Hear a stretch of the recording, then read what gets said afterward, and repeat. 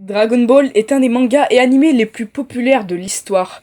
C'est aussi une de ces franchises qui est mondialement connue. Même quelqu'un qui ne regarde aucun animé ou qui ne lit aucun manga a forcément déjà entendu parler de Dragon Ball aujourd'hui. Pendant des années, le manga et la série Dragon Ball, scénarisée et écrite par Akira Toriyama, un mec tout seul dans son atelier, a été le manga le plus vendu de tous les temps, avant d'être surpassé par One Piece et Golgo 13. Le manga a eu 5 animés, plus de 500 épisodes télé, des dizaines de films et a littéralement un nombre incalculable de jeux vidéo. Il a influencé la culture populaire, le monde du jeu vidéo, de la télévision et plein d'autres trucs. Il a engrangé plus d'argent que des blockbusters au cinéma. Même des années après le dernier épisode de Dragon Ball GT, la dernière série Dragon Ball avant Super évidemment, des jeux ont été développés, achetés et joués par la masse. Mais pourquoi ? Je veux dire, soyons honnêtes, quand tu regardes le truc, il y a pas mal de problèmes, autant avec le manga qu'avec l'anime. Il y a des inconsistances, une animation assez moyenne, un chara-design digne d'un Neketsu bas de gamme, et l'histoire n'a franchement pas de quoi casser 3 pattes à un connard. C'est sûr que rien n'est parfait, mais pourquoi Dragon Ball est-il si populaire ? Allez, parlons de ça.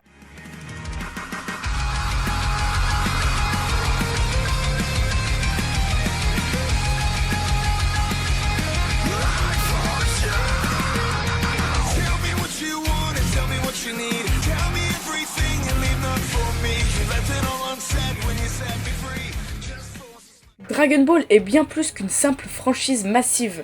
Dragon Ball a élevé l'animation japonaise jusqu'aux USA, jusqu'en Europe et surtout jusqu'en France. Dans les années 80, DB et Senseiya étaient de vrais phénomènes, avec des milliers d'enfants qui rentraient en courant de l'école pour voir la fin des Cell Games. Mais pourquoi ? Avant tout, posons-nous la question pourquoi est-ce que les gens aiment tant les animés, indépendamment du pays dans lequel ça se passe. L'animation japonaise existait depuis vraiment longtemps avant le boom de l'industrie de l'animation au milieu des années 90. Mais pour la plupart, en étant enfant, on n'en avait absolument aucune idée. Quand au milieu des années 90, la France et l'Amérique ont commencé à adopter l'animation japonaise, ils promouvaient ces derniers comme des séries plus à cran, plus adultes, et pas le dessin animé que tu regardais tous les jours avec Gérard ton gosse. Je pense notamment à Akira, Ghost in the Shell, Vampire Hunter D, qui ont gagné une popularité sans faille pendant l'ère des...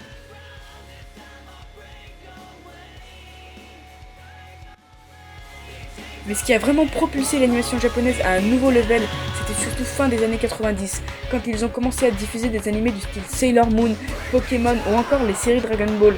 Et quelques autres aussi. Même si Dragon Ball et Sailor Moon existaient déjà depuis des années, c'est seulement quand la chaîne Toonami a commencé à les promouvoir qu'ils sont devenus si populaires. Car Toonami était l'arme parfaite pour promouvoir Dragon Ball. Parce que c'était juste après l'école, chaque jour de la semaine. T'avais pas à fouiller dans toutes les chaînes pour trouver l'épisode que tu voulais regarder, ou alors te lever à 5h du matin quand la seule chose que tu voulais faire c'était dormir parce que tu t'étais couché tard le samedi soir. Non, c'était sur Toonami tous les jours à la même heure. La vérité c'est que même en prenant en compte le fait que Toriyama est pas le meilleur écrivain du monde, il a brillé avec Dragon Ball parce qu'il était loin d'être formaté par ce qui était à la mode.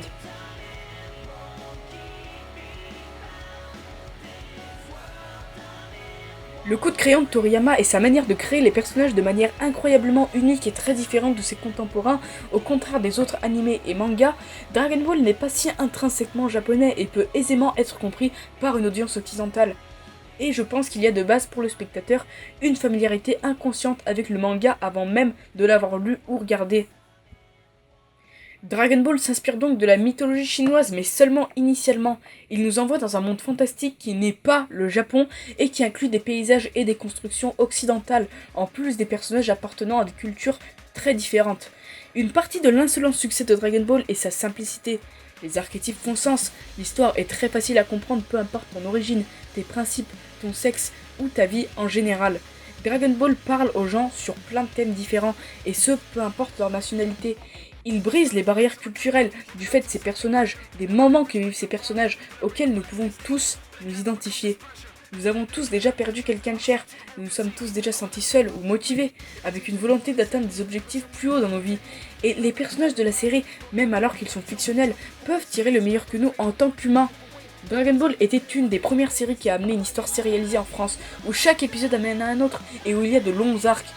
Ce qui est exploité massivement ces dernières années, avec notamment The Walking Dead, Game of Thrones et bien d'autres. Vous aviez à attendre soit un jour, soit une semaine pour apprendre ce qui était arrivé à vos personnages préférés, et quand la saison se terminait, c'était plus des jours mais des mois. Dragon Ball est une série vraiment super et amusante à regarder, notamment car cette dernière arrive à placer de l'humour comme des blagues tellement ridicules qu'elles en deviennent drôles, de l'humour pervers, des jeux de mots ou encore de la comédie bouffonne, autant qu'elle arrive à caser des combats avec des enjeux astronomiques tels que l'avenir de l'univers que les occidentaux avaient déjà ancré dans leur psyché. Toriyama a créé une série qui a réussi à être en même temps pleine de couleurs, badine, et ce, malgré avoir créé un ingénieux sens de l'épouvante quand on en arrive aux méchants et aux mauvaises situations. Toriyama mérite bien évidemment le crédit qu'on lui accorde, mais on ne peut pas oublier le fantastique travail des comédiens de doublage et des compositeurs qui ont aidé à transposer le manga à la télévision. Même si Ken le survivant a popularisé le mix combat-humour, c'est Dragon Ball qui nous a amené l'archétype du protagoniste motivé, des entraînements, combats-entraînements, des transformations avec les cheveux longs et hérissés, des power-up à la rallonge, des fusions, des dinosaures, de la science-fiction, des aliens, enfin bref, une série tout en un. Tu peux parler d'une formule pour le succès, ouais.